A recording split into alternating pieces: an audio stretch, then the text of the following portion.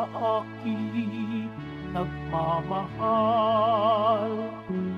tutupad sa aking aral, Ama't ako'y mananahan.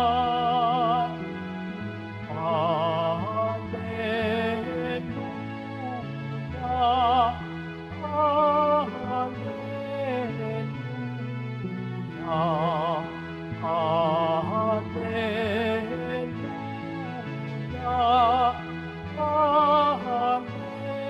Alleluia, Alleluia. Sumainyo ang Panginoon. At sumaiyo rin. Ang mabuting balita ng Panginoon ayon kay San Mateo. Papuri sa iyo, Panginoon. Noong panahong yun, sinabi ni Jesus sa kanyang mga alagad, pag-ingatan ninyo na huwag maging pakitang tao lamang ang paggawa ninyo ng mabuti. Kapag ganyan ang ginawa ninyo, wala kayong matatamong gantimpala buhat sa inyong amang nasa langit. Kaya nga kapag maglilimos ka, huwag mo nang ipagmakaingay ito, katulad ng ginagawa ng mga mapagpaimbabaw doon sa sinagoga at sa mga lansangan. Ginagawa nila ito upang purihin sila ng mga tao.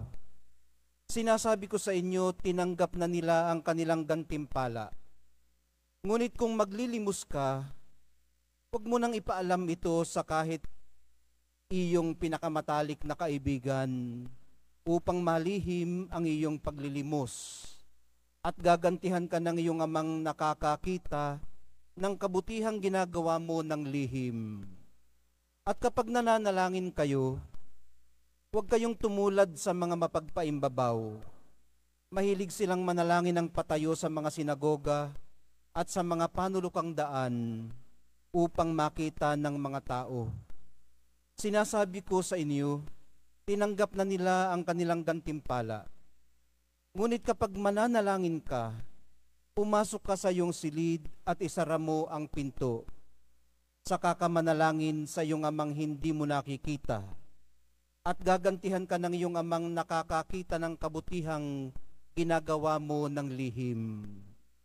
Kapag nag-aayuno kayo, huwag kayong magmukhang malungkot tulad ng mga mapagpaimbabaw. Hindi sila nag-aayos upang malaman ng mga tao na sila'y nag-aayuno. Sinasabi ko sa inyo, tinanggap na nila ang kanilang gantimpala.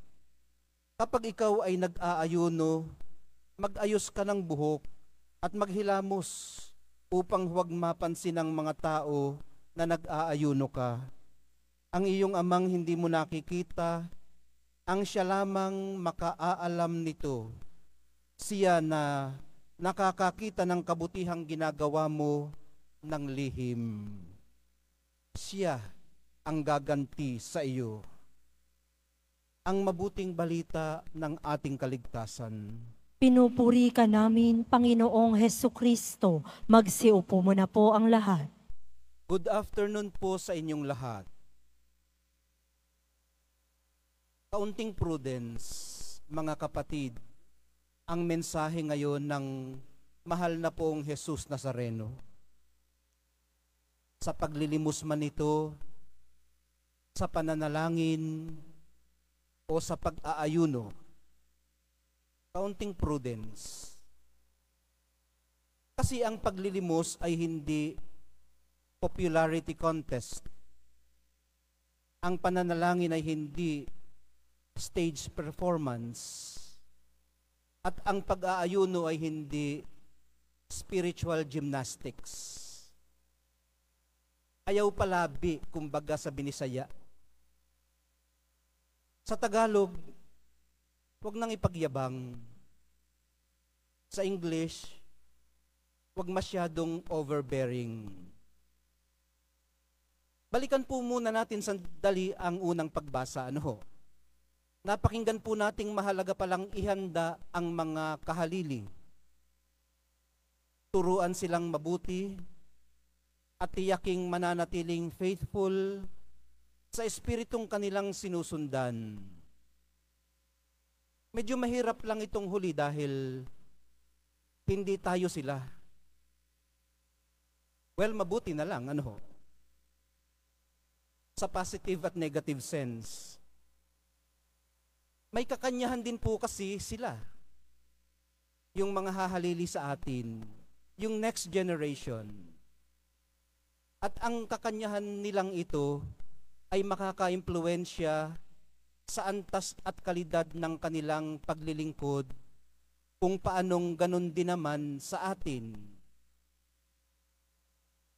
Ang dalangin na lang natin ay huwag naman sana nilang masyadong ibahin.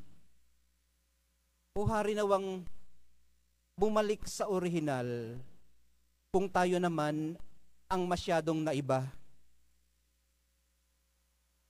Ang ibig ko pong sabihin ay yung orthodoxy.